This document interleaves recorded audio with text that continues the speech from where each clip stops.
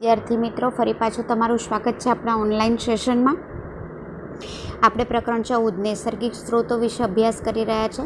Last સેશનમાં આપણે જૈવ રાસાયણિક ચક્રોનો અભ્યાસ શરૂ કર્યો હતો અને આપણે બે ચક્રો જલચક્ર અને નાઇટ્રોજન ચક્ર વિશે અભ્યાસ કર્યો હતો। આશા રાખું છું તેમાં તમને સંપૂર્ણ સમજ પડી હશે અને તમે એને તૈયાર પણ કરી લીધા હશે। આ સેશનમાં આપણે વધુ જે અગત્યના જૈવ રાસાયણિક ચક્રો છે તેના વિશે અભ્યાસ કરીશું। ગ્રીનહાઉસ અસર વિશે અભ્યાસ કરીશું, ઓઝોન લેયર વિશે અભ્યાસ કરીશું। આ ઉપરાંત સ્વાધ્યાયના જે પ્રશ્નો છે તેની ચર્ચા કરીશું। તો ચાલો શરૂ કરીએ। નેક્સ્ટ જે ચક્ર આપણે હવે ભણીશું તે છે કાર્બન ચક્ર। કાર્બન એ પૃથ્વીમાં ઘણા બધા સ્વરૂપે મળી આવે છે। મિત્રો, આખી જે સજીવ સૃષ્ટિ છે ને એ કાર્બન માત્રથી બનેલી છે। તમારી આસપાસ તમે નજર દોડાવશો, એમાંથી કોઈ પણ એવી વસ્તુ નહીં હોય કે જે કાર્બનની ના બની હોય। ઇવન આપણે પણ કાર્બનના બનેલા છે। હવે તમે કહેશો ટીચર એ કેવી રીતે? તો આપણે જ્યારે દાજીએ છીએ તો ચામડી કાળી પડી જાય છે। શું સાબિત કરે છે? આપણી અંદર કાર્બન રહેલું છે। આપણે માત્ર ને માત્ર કાર્બનિક દ્રવ્યોના બનેલા છે।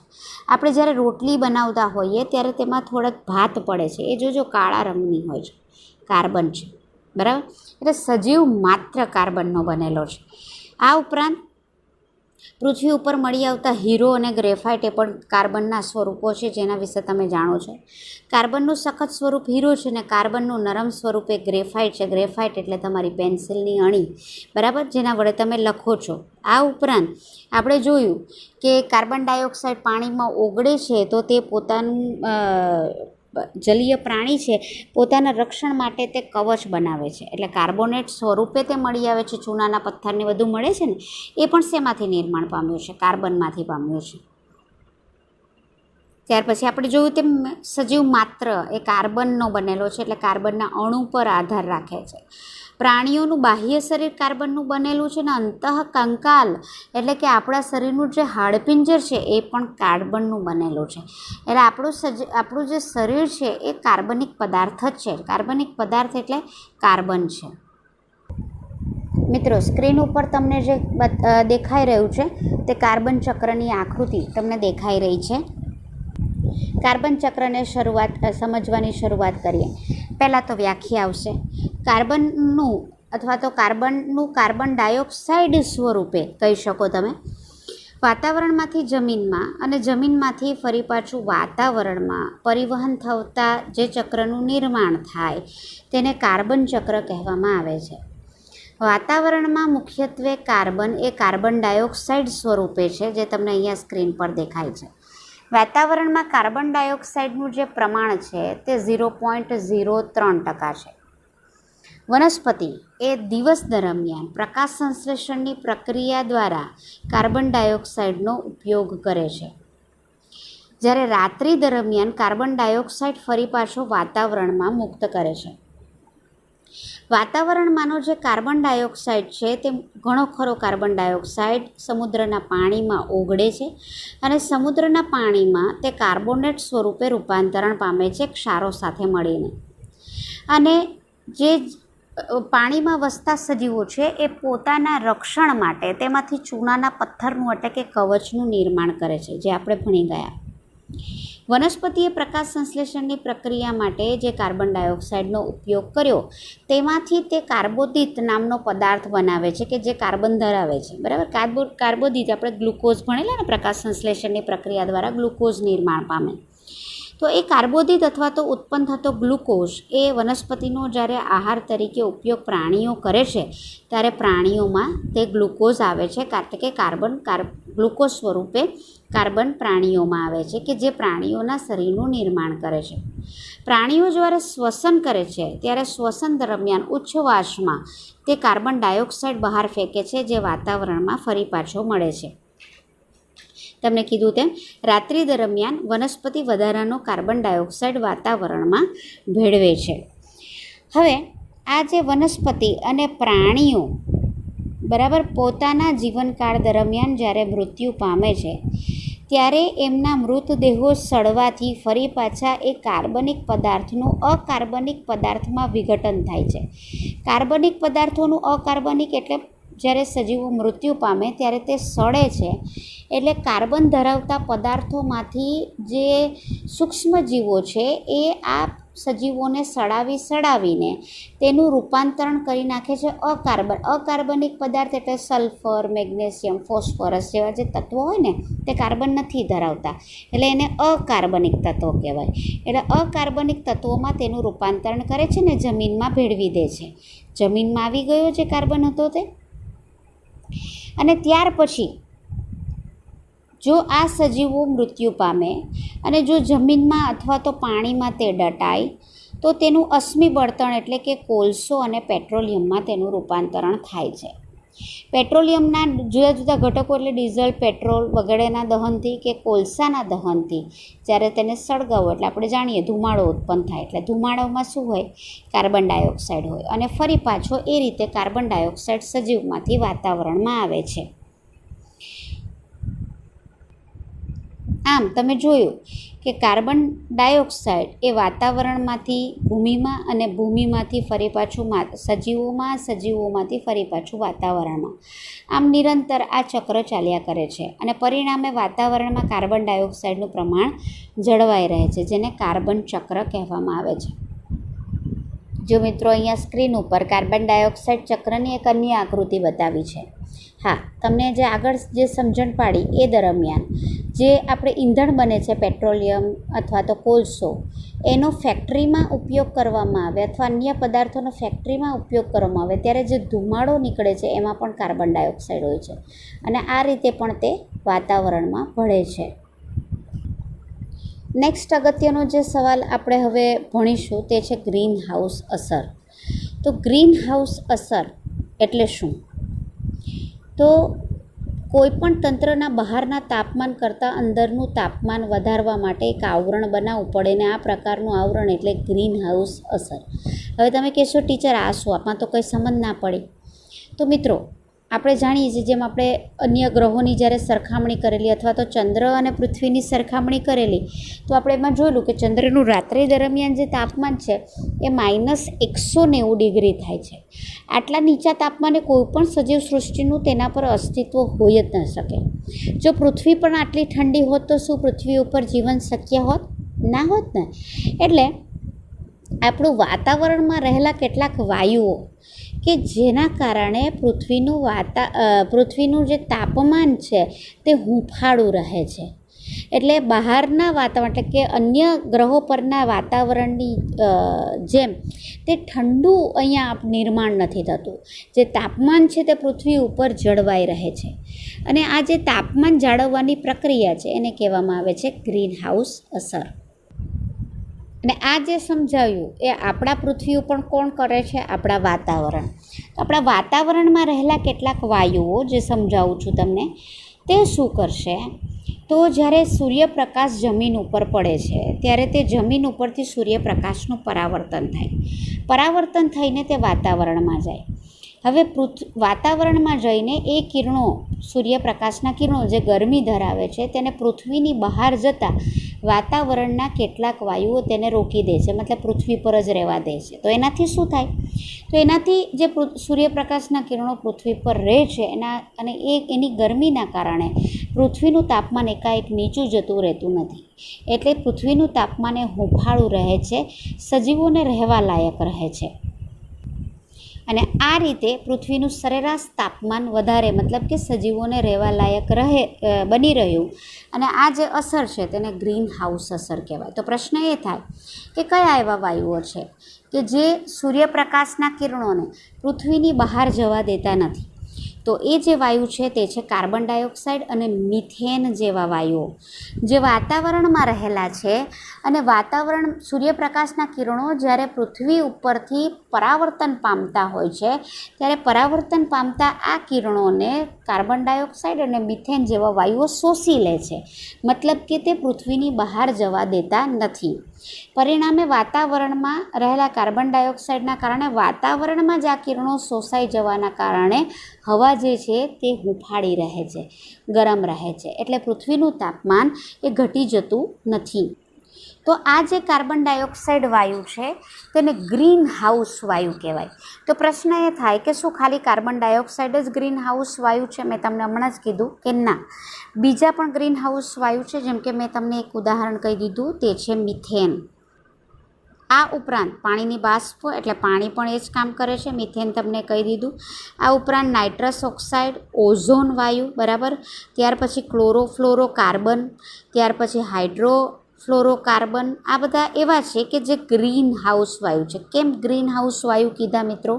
કારણ કે તે પૃથ્વી પરથી પરાવર્તિત થતા સૂર્યના કિરણોને શોષી લેવાનું કામ કરે છે અને પૃથ્વીના તાપમાનને જાળવી રાખે છે, માટે તેને ગ્રીન હાઉસ વાયુ કહેવાય છે. એટલે તમે જોઈ શકો છો કે આ વાયુઓનું નિશ્ચિત પ્રમાણ, યાદ રાખજો, નિશ્ચિત પ્રમાણ, જળવાયેલું પ્રમાણ એ વાતાવરણમાં હોવું જરૂરી છે. જો આ વાયુઓ ના હોત તો પૃથ્વીનું તાપમાન એટલું નીચું આવી જાત કે પૃથ્વી ઉપર સજીવો ટકી ના શકે. આ જે ગ્રીન હાઉસ વાયુઓ છે મિત્રો, તેનું પ્રમાણ તમને આ સ્ક્રીન ઉપર દેખાઈ રહ્યું છે. જેટલા પણ ગ્રીન હાઉસ વાયુ છે એમાં સૌથી વધારે વાયુ એ કાર્બન ડાયોક્સાઇડ છે, તમે જોઈ શકો છો. વાતાવરણમાં તેનું પ્રમાણ 0.03% છે, પણ જેટલો ગ્રીન હાઉસ વાયુઓ જેટલી જગ્યા રોકે છે એમાંથી સૌથી વધારે જગ્યા તમે આ સ્ક્રીન પર જ દેખાય છે કે કાર્બન ડાયોક્સાઇડ રોકે છે. એમાંથી જેટલા બી પ્રમાણમાં ગ્રીન હાઉસ છે એમાંથી 82% જેવો કાર્બન ડાયોક્સાઇડ હોય, બરાબર. યાદ રાખજો, ગ્રીન હાઉસ વાયુમાં, બરાબર, વાતાવરણમાં 82% નહીં. અને જેટલા ગ્રીન હાઉસ વાયુ છે એમાં બીજું સૌથી વધારે પ્રમાણ વાયુનું છે તે છે મિથેન, ત્રીજું છે નાઇટ્રસ ઓક્સાઇડ અને ચોથું છે આપણે જે CFC કીધું તે એટલે ક્લોરોફ્લોરોકાર્બન વગેરે. આ વાયુઓનું પ્રમાણ જેટલું છે એટલું જળવાવું જરૂરી છે. વધી જાય તો શું થાય?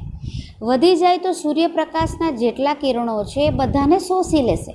અત્યારે તો જો જળવાયેલું રહે તો થોડું શોષી લેશે ને થોડું પૃથ્વીની બહાર જવા દેશે.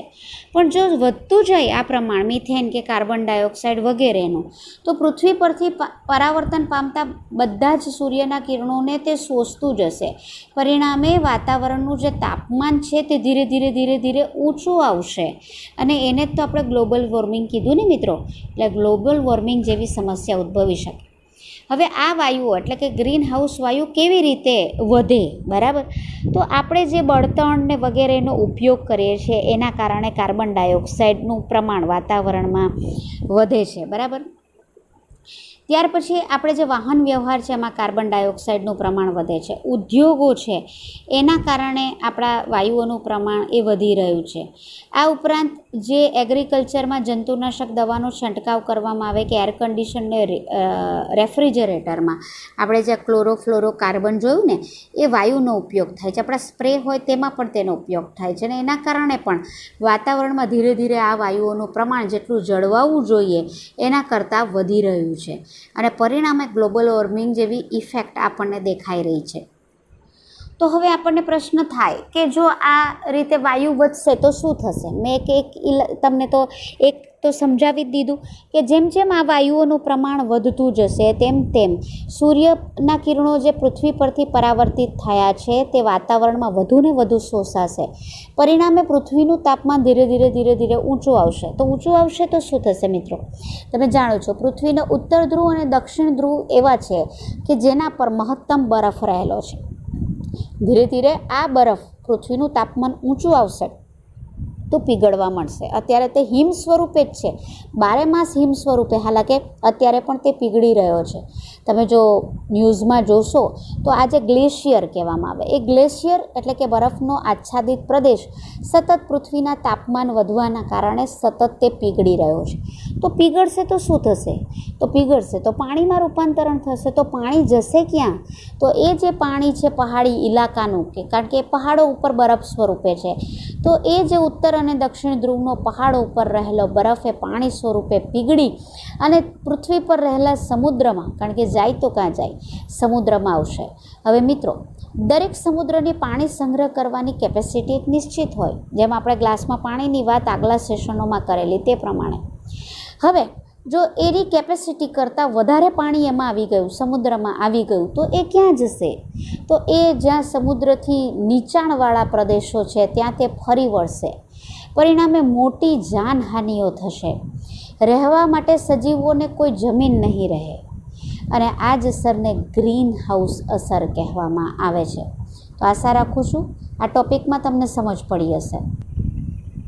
મિત્રો, નેક્સ્ટ જે આપણું ચક્ર છે, આપણે કાર્બન ચક્ર ભણ્યું એટલે એના અનુસંધાનમાં એને રિલેટેડ આવતું હતું ગ્રીન હાઉસ અસર, એટલે આપણે એને લઈ લીધું. હવે નેક્સ્ટ છે આપણું તે છે ઓક્સિજન ચક્ર. તો વ્યાખ્યા આપણી સેમ થશે. ઓક્સિજનનું વાતાવરણમાં અને વાતાવરણમાંથી ફરી પાછું સજીવોમાં અને સજીવોમાંથી ફરી પાછું વાતાવરણમાં, વાતાવરણમાંથી સજીવોમાં અને સજીવમાંથી ફરી પાછું વાતાવરણમાં જે પરિવહન થાય છે અને એના કારણે જે જૈવ રાસાયણિક ચક્રનું નિર્માણ થાય છે તેને ઓક્સિજન ચક્ર કહેવામાં આવે. તો નાઇટ્રોજન પછીનું બીજું તત્વ કે જે સૌથી વધારે વાતાવરણમાં મળી આવે તે છે ઓક્સિજન. આપણે જોયું કે ઓક્સિજનનું પ્રમાણ વાતાવરણમાં 21% જેટલું છે, જે સૌથી વધારે નાઇટ્રોજન પછીનું તત્વ છે. હવે એ ઓક્સિજન એટલે કે ઓક્સિજનના અણુ સ્વરૂપે તો ઓક્સિજન એ વાતાવરણમાં રહેલો જ છે. આ ઉપરાંત તે અન્ય તત્વો સાથે સંયોજાયેલી અવસ્થા એટલે જોડાયેલી અવસ્થામાં પણ ઓક્સિજન જોવા મળે. ઓક્સિજનના અણુ સ્વરૂપે તો ખરો જ કે જેને આપણે શ્વાસમાં લઈએ છીએ, અને અન્ય સ્વરૂપે એટલે શું? તો કે તે કાર્બન ડાયોક્સાઇડ. તો કાર્બન ડાયોક્સાઇડનું અણુસૂત્ર શું? CO2, બરાબર. તો કાર્બન તો રહેલો જ છે.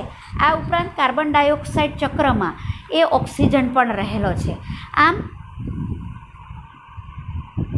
કાર્બન ડાયોક્સાઇડમાં ઓક્સિજન પણ રહેલો છે. આમ તે સંયોજાયેલી અવસ્થામાં પણ જોવા મળે છે. આ ઉપરાંત કેટલીક ધાતુ સાથે જમીનમાં પણ ઓક્સિજન જોડાયેલો મળે છે. સિલિકોન ઓક્સાઇડ એટલે કયું? રેતી. આપણે જેને રેતી કહીએ ને, તો રેતીમાં પણ સિલિકોન નામના તત્વ સાથે ઓક્સિજન જોડાયેલી અવસ્થામાં આપણને મળે છે. આમ દરેક જગ્યા પર 21% પ્રમાણમાં ઓક્સિજન સંયોજન સ્વરૂપે અથવા તો વાતાવરણમાં મુક્ત અણુ સ્વરૂપે આપણને મળી આવે છે. હવે ઓક્સિજનનો ઉપયોગ આપણે કેવી રીતે કરીએ છીએ? તો ઓક્સિજનનો ઉપયોગ આપણે 3 રીતે કરીએ છીએ મુખ્યત્વે. એક તો આપણે જોયું કે શ્વસન માટે, એટલે દરેક સજીવ એ શ્વસનમાં ઓક્સિજન લે છે અને ઉચ્છવાસમાં શું કરે છે? કાર્બન ડાયોક્સાઇડ બહાર કાઢે છે. ત્યાર પછી આપણે જોયું કે દહનમાં એટલે કોઈપણ પદાર્થ સળગવા માટે ઓક્સિજન જરૂરી છે. ઓક્સિજન ના હોય તો પદાર્થનું દહન થતું નથી. એમાં આપણે ઓક્સિજનનો ઉપયોગ કરીએ છીએ. નાઇટ્રોજન ચક્ર જોઈ ગયા મિત્રો. નાઇટ્રોજન હવામાનના ઓક્સિજન સાથે સંયોજાઈને NO2 ને NO3 સ્વરૂપે, NO2 તો ઓક્સિજન આવ્યું ને, NO3 તો ઓક્સિજન આવ્યું ને, એના સ્વરૂપે તે જમીનમાં સ્થાપન થાય, એટલે એના નિર્માણમાં પણ ઓક્સિજન જરૂરી છે. તો આ તો ઓક્સિજન વપરાઈ ગયો. વાતાવરણમાં આવે કેવી રીતે? તો જ્યારે પ્રકાશ સંશ્લેષણની પ્રક્રિયા થાય, વનસ્પતિ કરે, ત્યારે તેમાં ઓક્સિજન નિર્માણ પામે છે અને એ ઓક્સિજન તે વાતાવરણમાં મુક્ત કરે છે. એટલે વનસ્પતિની પ્રકાશ સંશ્લેષણની પ્રક્રિયા દ્વારા ઓક્સિજન આપણને ફરી પાછો વાતાવરણમાં મળે છે. જો મિત્રો, સ્ક્રીન ઉપર તમને ઓક્સિજન ચક્રની આકૃતિ દેખાઈ રહી છે. આપણે ઓક્સિજન વાતાવરણમાં O2 અણુ સ્વરૂપે એટલે કે ઓક્સિજનના અણુ સ્વરૂપે રહેલો છે. તેનું પ્રમાણ આપણે જાણીએ છીએ કે 21% છે. એ ઓક્સિજનનો ઉપયોગ આપણે 3 રીતે તમને કીધું તે પ્રમાણે શ્વસનમાં કરીએ છીએ, દહનમાં કરીએ છીએ અને ત્યારબાદ નાઇટ્રોજનના નિર્માણ માટે કરીએ છીએ. જ્યારે ઓક્સિજનનો ઉપયોગ આપણે શ્વસન માટે કરીએ છીએ અથવા તો દહન માટે કરીએ છીએ, ત્યારે એ પ્રક્રિયા પછી કાર્બન ડાયોક્સાઇડ વાયુ ઉત્પન્ન થાય છે અને તેમાં પણ ઓક્સિજન તો રહેલો જ હોય છે. એટલે કાર્બન ડાયોક્સાઇડ સ્વરૂપે ઓક્સિજન ફરી પાછો વાતાવરણમાં મુક્ત થાય છે. એટલે આ કાર્બન ડાયોક્સાઇડનો ઉપયોગ એ વનસ્પતિ પ્રકાશ સંશ્લેષણની પ્રક્રિયામાં ઉપયોગ કરે છે ને પ્રકાશ સંશ્લેષણની પ્રક્રિયાના અંતે ફરી પાછો ઓક્સિજન મુક્ત થાય છે, જે વાતાવરણમાં ભળે છે. અથવા તો પ્રકાશ સંશ્લેષણની પ્રક્રિયા દરમિયાન કાર્બન ડાયોક્સાઇડમાંથી વનસ્પતિ ગ્લુકોઝ નામનો કાર્બનિક અણુ બનાવે છે અને તેમાં પણ તમે જોઈ શકો છો ગ્લુકોઝના બંધારણમાં ઓક્સિજન રહેલો છે. આમ તે ફરી પાછો સજીવમાં આવે છે. સજીવ ફરી પાછું શ્વસન કરે છે ને કાર્બન ડાયોક્સાઇડ મુક્ત કરે છે. શ્વસન દરમિયાન કાર્બન ડાયોક્સાઇડની સાથે પાણીની બાષ્પ પણ ઉત્પન્ન થાય છે. તો પાણીમાં પણ તમે જોઈ શકો છો ઓક્સિજન રહેલો છે. એ પાણીની બાષ્પ એ વનસ્પતિ પ્રકાશ સંશ્લેષણની પ્રક્રિયા દ્વારા પણ કરી શકે છે અથવા તો એ પાણીની બાષ્પ ડાયરેક્ટ વાતાવરણમાં ભળે છે. એટલે ફરી પાછું પાણીની બાષ્પ દ્વારા ઓક્સિજન છે તે વાતાવરણમાં ભળે છે. આમ સતત આ ચક્ર ચાલ્યા કરે છે અને ઓક્સિજનનું પ્રમાણ એ વાતાવરણમાં જળવાઈ રહે છે. નેક્સ્ટ જે ટોપિક છે તે છે ઓઝોન સ્તર. તો પહેલો તો આપણને એ થાય કે ઓઝોન એટલે શું. ઓઝોન એ એક વાયુ છે જે ઓક્સિજનમાંથી નિર્માણ પામે છે. જેમ કે ખાલી ઓ હોય તો ઓક્સિજનનો એક પરમાણુ કહેવાય. O2 હોય તો ઓક્સિજન દ્વિપરમાણવીય એટલે કે બે પરમાણુનો બનેલો એટલે કે એને અણુ કહેવાય. બરાબર. તેવી જ રીતે જો ઓક્સિજનના જેમ બે અણુ હોય તો દ્વિપરમાણવીય એટલે ઓક્સિજન અણુ જેને આપણે શ્વાસમાં લઈએ છીએ તે ઓક્સિજન કહેવામાં આવે. તો જો ઓક્સિજનના 3 પરમાણુ ભેગા મળે તો ઓક્સિજનનો જે અણુ બને તેને ઓઝોન કહેવાય. એટલે મિત્રો યાદ રાખજો, ઓઝોનનું અણુસૂત્ર છે O3. કેવી રીતે બને? તો ઓક્સિજનના 3 પરમાણુ જ્યારે એકબીજા સાથે મળે અને જે વાયુનું નિર્માણ કરે તેને ઓઝોન કહેવાય, કે જેનું રાસાયણિક સૂત્ર અથવા જેનું અણુસૂત્ર છે O3. આ પણ તમને ક્વેશ્ચનમાં પૂછાઈ શકે. હવે આ જે ઓઝોન વાયુ છે, ઓક્સિજન વાયુ, જુઓ મિત્રો, ઓક્સિજનમાંથી જ ઓક્સિજન વાયુ અને ઓઝોન વાયુ બંને નિર્માણ પામ્યા છે. ઓક્સિજનને આપણે શ્વાસમાં લઈએ છીએ જ્યારે ઓઝોન વાયુ ઝેરી છે. જો તમે એને શ્વાસમાં લો તો તે મૃત્યુ પામે. એટલે સારું છે કે ઓઝોન વાયુ વાતાવરણમાં છે જ મિત્રો, પણ આપણાથી બહુ દૂર છે. પૃથ્વીથી દૂર હોવાના કારણે આપણે તેને શ્વાસોશ્વાસમાં લેતા નથી. પણ છતાં ઓઝોન એ આપણા માટે ખૂબ જ અગત્યનું છે. તે આપણી પૃથ્વીની ફરતે એક આખું આવરણ એટલે કે ચાદરનું નિર્માણ બનાવે છે અને આખું રક્ષણાત્મક આવરણ છે. પૃથ્વીને રક્ષણ આપવાનું કામ કરે છે. આપણને કોનાથી રક્ષણ આપે છે? જ્યારે સૂર્યપ્રકાશના કિરણો પૃથ્વી પર આવે તો સૂર્યપ્રકાશ ઘણા બધા વિકિરણો એટલે કે કિરણોનું મિશ્રણ છે. તેમાંથી ઘણા ખરા ઉપયોગી છે. પણ એક વિકિરણ જે સૂર્યપ્રકાશમાં રહેલું છે, તમે નામ સાંભળ્યું હશે ઘણી વખત, એડવર્ટાઇઝમેન્ટમાં બી સ્ક્રીન ક્રીમની એડવર્ટાઇઝ હોય, સ્કિન માટેની જે ક્રીમ હોય તેમાં હોય છે યુવી કિરણો એટલે કે અલ્ટ્રા વાયોલેટ કિરણો અથવા તો પારજાંબલી કિરણો કે જે સૂર્યપ્રકાશમાંથી આવે છે. જો તે આપણા સુધી આવે મિત્રો તો સજીવોને ખૂબ નુકસાન કરે છે. જો મનુષ્યના શરીર ઉપર પડે તો તે ચામડીનું કેન્સર કરી શકે, આંખમાં મોતિયો લાવી શકે, આમ તે ઘણી રીતે નુકસાન કરી શકે છે. પણ તે આપણા સુધી આવતા નથી. કેમ આવતા નથી? તો જે પૃથ્વીની ઉપર રહેલું જે ઓઝોન વાયુનું લેયર છે તે એને શોષી લે છે. એટલે ઓઝોનને આપણા સુધી આવવા દેતું જ નથી. બરાબર. એટલે ઓઝોન એ પારજાંબલી કિરણોને આપણા સુધી આવવા દેતું જ નથી, જેથી આપણે પૃથ્વી ઉપર આપણે રક્ષાયેલા જીવીએ છીએ. વાતાવરણના જુદા જુદા સ્તર હોય છે મિત્રો. હવે એમાંથી વાતાવરણનું પૃથ્વીથી જેમ કે ટ્રોપોસ્ફિયર, સ્ટ્રેટોસ્ફિયર, આવા જે આવરણ આવેલા છે તે તમને અહીંયા સ્ક્રીન પર બતાવેલા છે. તો એમાંથી વાતાવરણનો જે સ્ટ્રેટોસ્ફિયર નામનો ભાગ છે, કારણ કે જેમ જેમ પૃથ્વી ઉપરથી ઉપર જાઓ ને તેમ તેમ વાયુઓનું પ્રમાણ એ ઘટતું જાય, હવા પાતળી થતી જાય, એ તમે જાણો છો. તો પૃથ્વીથી ઉપર રહેલું સ્ટ્રેટોસ્ફિયર, શબ્દ યાદ રાખજો મિત્રો, સ્ટ્રેટોસ્ફિયરમાં આ ઓઝોનનું લેયર આવેલું છે કે જે પૃથ્વી ફરતે રક્ષણાત્મક આવરણની રચના કરે છે. તમે આ સ્ક્રીન પર જોઈ શકો છો કે વાતાવરણના કારણે આ પૃથ્વી ઉપર આવું એક ઓઝોનનું લેયર ઢંકાયેલું હોય છે. એટલે આમ તમને આ સ્ક્રીન પર જે ચિત્ર છે એના પરથી ખબર પડી રહી છે કે ozone not just a layer but a protector. એનો અર્થ થાય કે ઓઝોન એ ખાલી વાયુનું બનેલું આવરણ નથી, પણ જેમ છત્રી આપણને વરસાદથી બચાવે ને તેમ આ અલ્ટ્રાવાયોલેટ કિરણથી આખી પૃથ્વીને બચાવનાર એ આ ઓઝોન લેયર છે. પણ મિત્રો, મનુષ્યની પ્રવૃત્તિ એટલી બધી અને એટલો બધો આ નૈસર્ગિક સ્ત્રોતોનો બેફામ ઉપયોગ કરી રહ્યો છે કે મનુષ્યની પ્રવૃત્તિના કારણે જે ઓઝોન લેયર છે તેમાં ઓઝોનનું વિઘટન થઈ રહ્યું છે. ઓઝોનનું વિઘટન મતલબ શું? કે ઓઝોન જે ઓક્સિજનના 3 અણુથી બનેલો છે તે ઓક્સિજનના અણુને તે છૂટો પાડી રહ્યો છે, વિઘટન કરી રહ્યું છે. એટલે પછી તે ઓઝોન નહીં રહે, એટલે ઓઝોનના લેયરમાં ગાબડા પડી રહ્યા છે. તો આ ઓઝોન લેયરમાં ગાબડા પડે કેવી રીતે? તો આપણે જે ક્લોરોફ્લોરોકાર્બન શેમાં ઉપયોગ કરીએ કરીએ છીએ, મેં તમને કીધું કે જંતુનાશક દવામાં, રેફ્રિજરેશનમાં, આપણા એસી જે હોય તેમાં, આપણે સાદું જે સ્પ્રે પરફ્યુમ જેને કહીએ છીએ તેમાં આ ક્લોરોફ્લોરોકાર્બન, યાદ રાખજો મિત્રો, ક્લોરોફ્લોરોકાર્બન એટલે તમને પૂછે CFCનું આખું નામ શું? ક્લોરોફ્લોરોકાર્બન જેવા પદાર્થો જ્યારે વાતાવરણમાં ભળે ત્યારે આ ઓઝોનનું વિઘટન કરી નાખે અને એ ઓઝોનના વિઘટનના કારણે ઓઝોનમાં ગાબડા પડે અને તેથી થાય શું? તો જ્યાં ગાબડું પડ્યું છે ત્યાંથી પહેલાં જે સૂર્યપ્રકાશના અલ્ટ્રાવાયોલેટ કિરણો છે તે પૃથ્વી ઉપર આવે. તો આ ક્લોરોફ્લોરોકાર્બન કે હાઇડ્રોફ્લોરોકાર્બન એના ઉપરાંત આ જે હાઇડ્રોક્સાઇડ આયનો હોય, નાઇટ્રોજન ઓક્સાઇડ, ક્લોરીન, બ્રોમિન જેવા વાયુઓ કે જે મનુષ્યની પ્રવૃત્તિ દ્વારા જો વાતાવરણમાં વધુ પ્રમાણમાં ભળે તો તે ઓઝોન વાયુનું વિઘટન કરી નાખે છે કે ઓઝોન વાયુમાં ગાબડા પાડે છે.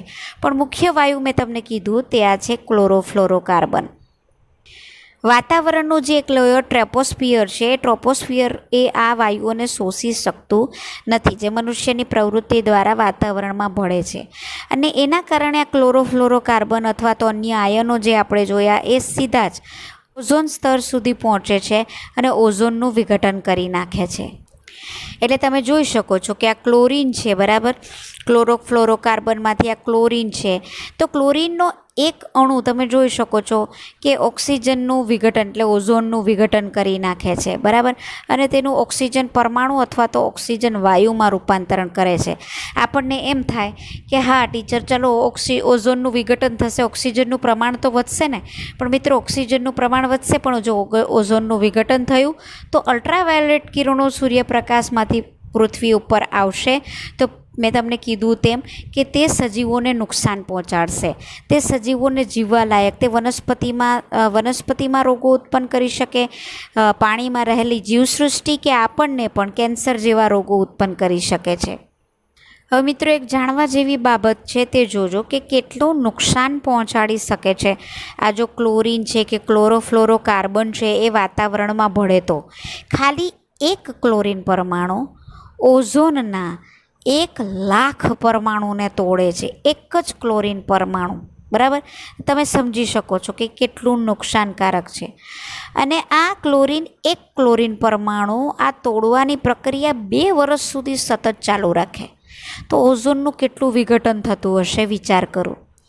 અને બ્રોમિન અને ફ્લોરિન એ તો આ ક્લોરીન કરતાં નુકસાનકારક છે અને વધારે સક્રિય છે. પણ હા, હજી માનવીય પ્રવૃત્તિ દ્વારા ક્લોરીન સતત વાતાવરણમાં ભળી રહ્યું છે પણ બ્રોમિન અને ક્લોરીન હજી સુધી ઉત્પન્ન થતા નથી. એટલે એટલું ઓઝોન લેયર આ હજી બચી ગયું છે. મિત્રો આ ઓલરેડી ઓઝોન વાયુના ગાબડા પડી ચૂક્યા છે. ધ્રુવ પ્રદેશોમાં ઓઝોન વાયુના ગાબડા નોંધાયા છે. પૃથ્વી ઉપર ઓસ્ટ્રેલિયા જે દેશ છે તેની ઉપર પણ ઓઝોન વાયુનું આ ગાબડું નોંધાઈ ચૂક્યું છે. મનુષ્યની આ પ્રવૃત્તિ ચાલુ રહી તો આ ગાબડું મોટું જ થતું જશે. તમે જુઓ મિત્રો, સૌપ્રથમ આ ઓઝોન લેયરની આકૃતિ, આ પૃથ્વીની આકૃતિ, એમાં જે આ ગાબડું છે તમને આ ધ્રુવ પ્રદેશમાં દેખાઈ રહ્યું છે. કઈ સાલમાં હતું? 1980માં આ સૌપ્રથમ દેખાયું હતું. તમે જોઈ શકો છો ધીરે ધીરે 1985 એટલે 5 વર્ષ પછી તમે આ જે ભૂરો વિસ્તાર છે જોઈ શકો છો. એ ગાબડું છે એ મોટું થઈ રહ્યું છે.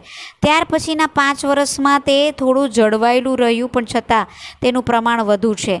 હવે તમે જોઈ શકો છો આ 2006માં લીધેલી આકૃતિ છે, લગભગ તે ઘણું મોટું થઈ ગયું છે. 2006 પછી તમે અત્યારે 14 વર્ષ પછીની આપણે વાત કરી રહ્યા છીએ. તે ઓઝોન વાયુનું લેયર કેટલું મોટું થઈ ગયું હશે એ તમે કલ્પના કરી શકો છો. તો આમ મિત્રો આ આપણી જ પ્રવૃત્તિ આપણા નૈસર્ગિક સ્ત્રોતોને બગાડી રહી છે. જો આપણે જીવવું હશે તો મનુષ્યને એવો અહંકાર હશે કે હું સર્વશ્રેષ્ઠ છું અને હું જ શક્તિશાળી છું, હું આ બધા પદાર્થો વગર જીવી શકીશ. તો વહેમ છે મિત્રો આપણો. આને જો આપણે જાળવીશું તો આપણે જીવી શકીશું. એટલે આપણે એ લોકો ઉપર સંપૂર્ણ એટલે કે આ નૈસર્ગિક સ્ત્રોતો ઉપર સંપૂર્ણ નિર્ભર છીએ. તેની ઉપયોગ આપણે કરીએ પણ વિવેકપૂર્ણ ઉપયોગ કરીએ. તેને જાળવવાની પણ આપણી જ જવાબદારી છે. તો મિત્રો સમગ્ર પ્રકરણ ઘણું અગત્યનું છે, પણ ઘણું સહેલું પણ છે સમજવાનું. તમે જાગૃત પણ થશો અને પરીક્ષાની દ્રષ્ટિએ તમે એને તૈયાર પણ કરશો એવી આશા રાખું છું. એની સાથે આ પ્રકરણ આપણે પૂરું કરીએ છીએ, પણ આ સાથે આપણે સ્વાધ્યાય અને ટેક્સ્ટ બુકમાં એટલે ચોપડીમાં આવતા અન્ય પ્રશ્નોની ચર્ચા કરી લઈએ. ટેક્સ્ટ બુકમાં આવતા સવાલ તમને અહીં સ્ક્રીન ઉપર દેખાઈ રહ્યા છે. પહેલું છે, શુક્ર અને મંગળના ગ્રહોથી એટલે સમગ્ર પ્રશ્નોની ચર્ચા કરી રહી છું મિત્રો. વાતાવરણથી આપણું વાતાવરણ કેવી રીતે ભિન્ન છે તો આપણે જોઈ ગયા, પણ પહેલા સેશનમાં આપણે એની ચર્ચા કરી હતી. શુક્ર અને મંગળના ગ્રહોના વાતાવરણમાં 95થી 97% કાર્બન ડાયોક્સાઇડ છે, જ્યારે પૃથ્વી પર આપણે જોયું કે 0.03% છે. આ ઉપરાંત આપણા વાતાવરણમાં નાઇટ્રોજન, ઓક્સિજન, પાણીની બાષ્પ વગેરેની હાજરી છે, અને એના કારણે શુક્ર અને મંગળ કરતાં આપણું વાતાવરણ અલગ છે અને એનું પ્રમાણ પણ આપણામાં ઓછું છે. વાતાવરણ એક કામડા કે ચાદરની જેમ કેવી રીતે વર્તે છે તો વાતાવરણમાં આપણે જાણીએ છીએ કે તે ઉષ્માના મંદ વાહક છે. ઝડપથી તે ઉષ્મા ગ્રહણ પણ નથી કરતા અને ઝડપથી તે ગુમાવતા પણ નથી, એટલે કે તે મંદ વાહક છે. એટલે દિવસ દરમિયાન પૃથ્વીના તાપમાનને દિવસ સમય અને સમગ્ર વર્ષ દરમિયાન લગભગ નિયત એટલે આખા દિવસ દરમિયાન અને રાત્રિ દરમિયાન પણ વાતાવરણનો તફાવત બહુ ઊભો થવા દેતા નથી, એટલે કે વાતાવરણને તે જાળવી રાખે છે. અને આ ઉપરાંત આપણે જોઈ ગયા કે ઓઝોન વાયુ પણ પૃથ્વી ઉપર એક કાંબળાની જેમ અલ્ટ્રાવાયોલેટ કિરણોથી આપણને રક્ષણ આપે છે. હવાની ગતિ અથવા તો પવનનું શું કારણ છે આપણે જોઈ ગયા કે જ્યારે પૃથ્વીના જુદા જુદા વિસ્તારોમાં વાતાવરણની હવા જે અલગ રીતે એટલે જુદી જુદી રીતે ગરમ થાય અને એના કારણે હળવું દબાણ અને ભારે હવાનું હલકું દબાણ હવાનું અને ભારે દબાણ હવાનું સર્જાય છે. એટલે દબાણના જુદા જુદા ક્ષેત્રો સર્જાય છે અને એ કારણે હવાના વધુ દબાણવાળા વિસ્તારથી ઓછા દબાણવાળા વિસ્તાર તરફ હવાની ગતિ થાય છે. ગતિ સાથે હવા ફૂંકાય છે, જેને પવન કહીએ છીએ. વાદળોનું નિર્માણ કેવી રીતે થાય તો વાદળો દિવસના સમયે તળાવ, સરોવર, નદી, દરિયાના પાણીનું સતત બાષ્પીભવન થાય એ આપણે જોઈ ગયું. એ બાષ્પીભવનના કારણે પાણીની બાષ્પ ગરમ હવા સાથે વાતાવરણમાં ઉપર જઈને તે ઠંડી પડીને તે સંઘનન એટલે પાણીના અણુના સ્વરૂપે તે નજીક આવે ને સંઘનન પામે, પાણીના ટીપામાં ફેરવાય અને વાદળોનું નિર્માણ થાય. મનુષ્યની 3 પ્રવૃત્તિ એવી જણાવું કે જે હવાનું પ્રદૂષણ કરે. આપણે જોઈ ગયા વાહનોનો ધુમાડો, ઉદ્યોગોમાંથી મુક્ત થતો ધુમાડો કે અશ્મિગત બળતણ એટલે કે કોલસો, પેટ્રોલિયમ વગેરેનો બેફામ ઉપયોગ એ વાતાવરણના પ્રદૂષણ માટે જવાબદાર છે. નેક્સ્ટ સવાલમાં મિત્રો, સજીવોને પાણીની જરૂરિયાત કેમ હોય એ પણ આપણે ભણી ગયા કે બધી કોષીય પ્રક્રિયા પાણી દ્વારા જ થાય. દરેક પદાર્થ એટલે ઉત્સર્ગ દ્રવ્ય હોય કે પોષક દ્રવ્ય હોય તેનું વહન પણ પાણી દ્વારા જ થાય છે. નકામા પદાર્થોનો શરીરમાંથી નિકાલ પણ પાણી દ્વારા જ થાય છે. વનસ્પતિની પ્રકાશ સંશ્લેષણની ક્રિયા માટે પણ પાણી અગત્યનું છે. આમ પાણી એ સજીવ સૃષ્ટિ માટે ઘણું અગત્યનું છે. નેક્સ્ટ સવાલ છે, જે ગામ કે શહેર નગરમાં રહો છો ત્યાં શુદ્ધ પાણીના પ્રાપ્યનો મુખ્ય સ્ત્રોત શું છે? ઉદાહરણ તરીકે તમે અમદાવાદમાં રહો છો તો અમદાવાદમાં શું થશે તો કે સાબરમતી નદી અને શેરડી કેનાલ કે નર્મદા કેનાલ છે. ધારો કે તમે સુરતમાં રહો છો તો શું આવશે? તાપી નદી કે કોઝવે આગળ રહેલું તાપી નદી અથવા તો ઉકાઈ ડેમ એ શુદ્ધ પાણીનો આપણો સ્ત્રોત થશે. પણ ઉકાઈ ડેમ પણ આપણો તાપી નદી પર જ છે. ત્યાર પછી શું તમે કોઈ એવી પ્રવૃત્તિ વિશે જાણો છો જે આ સ્ત્રોતને એટલે પાણીને પ્રદૂષિત કરે? તે શું તેવા સ્ત્રોત કયા? સુએજ કચરો. મિત્રો સુએજ કચરો એટલે શું કે જે આપણા જે આપણા ઘરમાંથી જે એઠવાડ અથવા તો જે નકામું ગટરનું જે પાણી છે એને નદીમાં જે વહેવડાવવામાં આવે છે તો આ જે ગટરનું પાણી અથવા જે એઠવાડ હોય છે તેને સુએજ કચરો કહેવાય. ત્યાર પછી ઉદ્યોગોમાંથી નીકળતો જે કચરો છે મેં તમને સમજાવ્યો. આ ઉપરાંત આપણે જે ધાર્મિક અંધશ્રદ્ધા હોય છે તેના કારણે મૃતદેહ અથવા તો પૂજાની સામગ્રી વગેરે આપણે પાણીમાં પધરાવીએ છીએ, અથવા તો આપણે જાણીએ છીએ કે દેવી દેવતાની મૂર્તિઓ અથવા તો એનું જે વિસર્જન છે અથવા તો અસ્થિ એટલે જ્યારે વ્યક્તિ મૃત્યુ પામે એને અગ્નિ સંસ્કાર આપવામાં આવે ત્યારબાદ જે એના અસ્થિઓ હોય તેનું વિસર્જન પાણીમાં કરવામાં આવે એટલે પાણી પ્રદૂષિત થાય છે.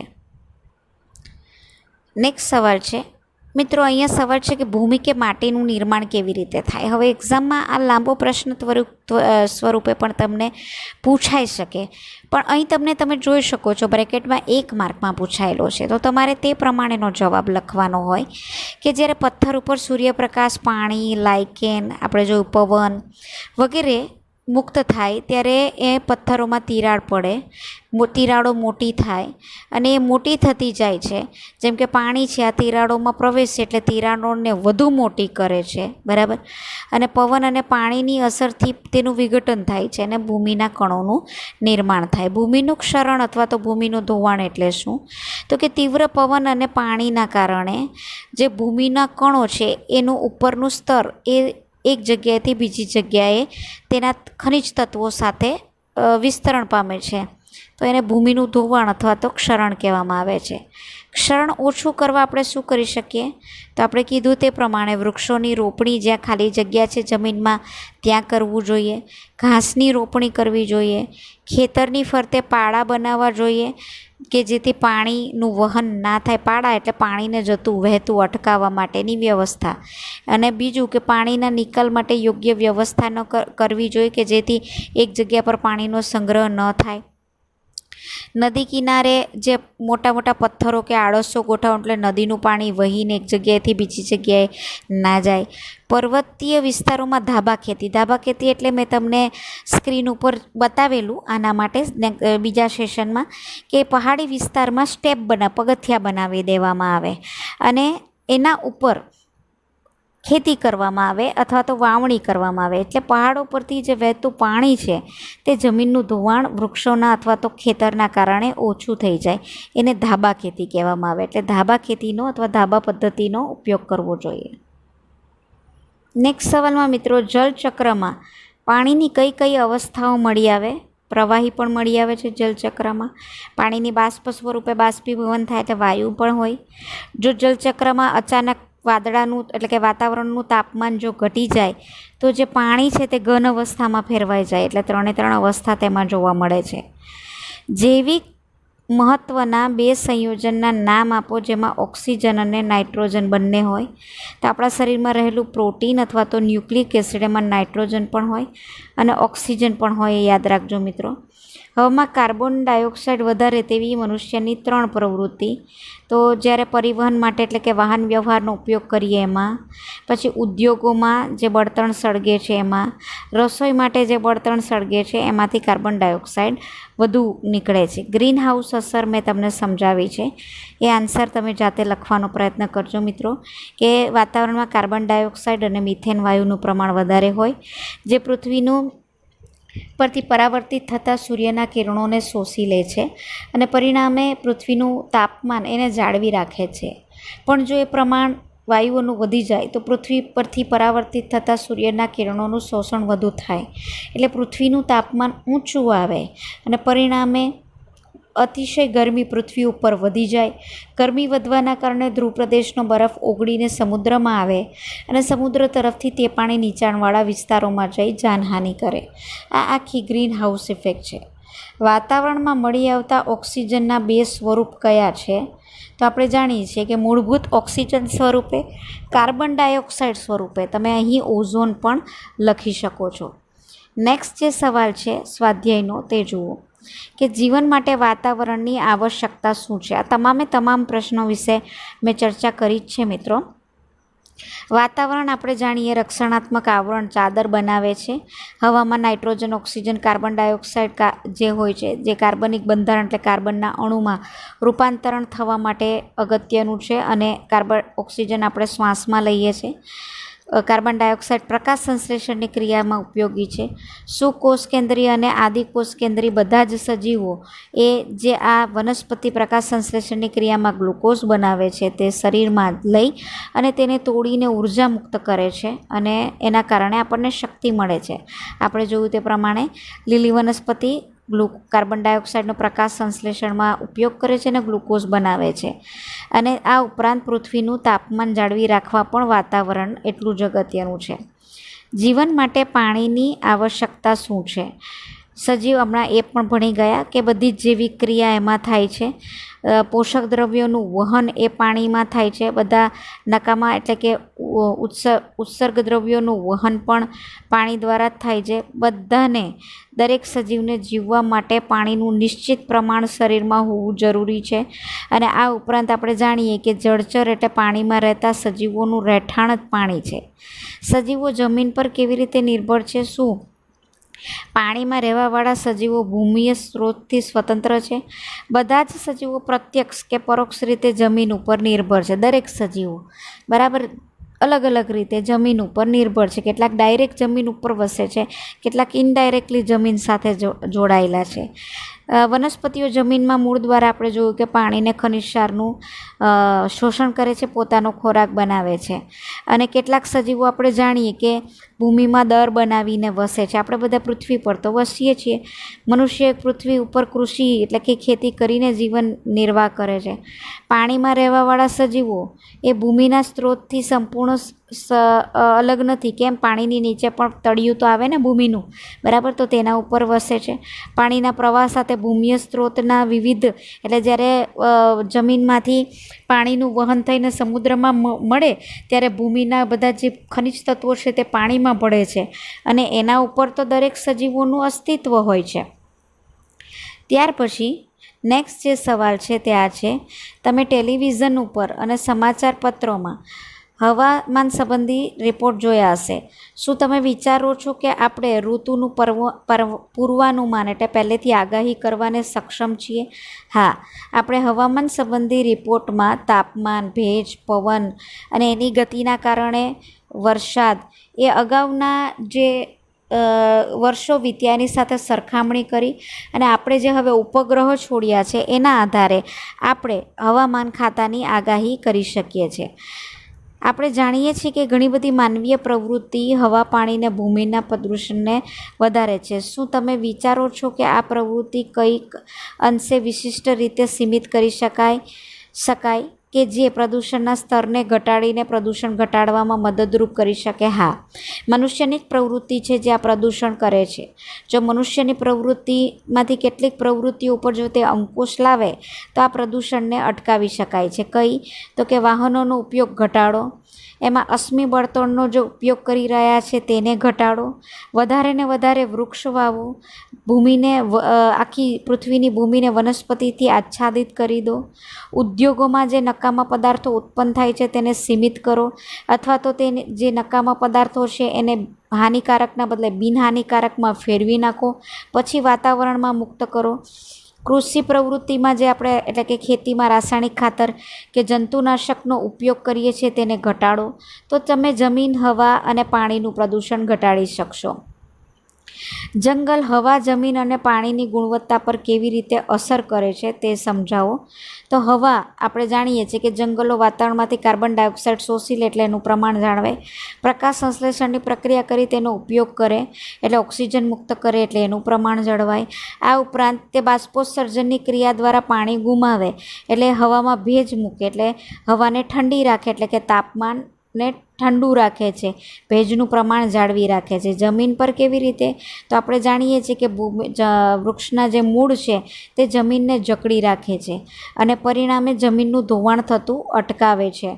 આ ઉપરાંત પાણીની ગુણવત્તામાં તે કેવી રીતે અસર કરે? તો તમે જાણો છો કે વૃક્ષો જે વાદળા પવન સાથે જતા રહે છે, વેગીલા બને છે, તેને અટકાવે છે અને પરિણામે વરસાદ લાવવામાં તે મદદરૂપ થાય છે, જે તમે ભણી ગયા છો. આ ઉપરાંત જે જમીનમાં ભૂગર્ભીય જળ છે એને જાળવી રાખવામાં પણ વનસ્પતિ એ અગત્યનું માધ્યમ છે. આમ મિત્રો, આખું પ્રકરણ અને સ્વાધ્યાયના પ્રશ્નોની છણાવટ, ટેક્સ્ટબુકના અલગ અગત્યના પ્રશ્નોની છણાવટ મેં તમને કરી. આ સવાલ ઉપરાંત મિત્રો, આમાં જે સવાલ નથી તેવા પણ હું તમને કહું છું કે જે તમને સમજાવ્યા છે તેને તમે અવશ્ય કરજો, કારણ કે એક્ઝામમાં પૂછાય છે. તે છે જૈવ ભૂ રાસાયણિક ચક્રો કે જેમાં ઓક્સિજન ચક્ર, કાર્બન ડાયોક્સાઇડ ચક્ર, નાઇટ્રોજન ચક્ર એ ખૂબ અગત્યના છે. ઓઝોન વાયુનું વિઘટન કેવી રીતે થાય છે તે અગત્યનું છે, બરાબર. તો આ પ્રશ્નો ખાસ કરજો કે જેથી તમને કોઈ પણ એક્ઝામમાં સરળતાથી તમે આ ચેપ્ટરમાંથી લખી શકશો. નવા પ્રકરણ સાથે નવા સેશનમાં ફરી મળશું.